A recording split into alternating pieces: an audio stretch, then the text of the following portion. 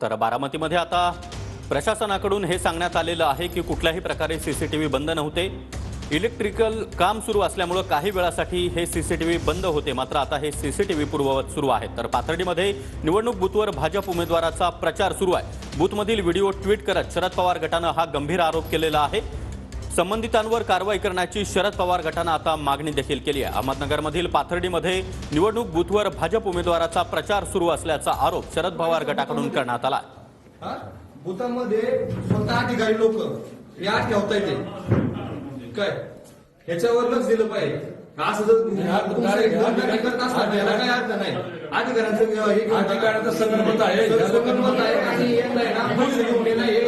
यांना जबरदस्ती करून ना मत करायला लावतात। आणि आता हे बूथ बंद करायचं, बूथाच्या आतमध्ये आहे सगळं, बूथ बंद करायचं। हा हे बूथ बंद करायचं, हे आता शेवट झालं नाही। हा बूथ बंद ते 2 मिनिट मान्य हे नाही।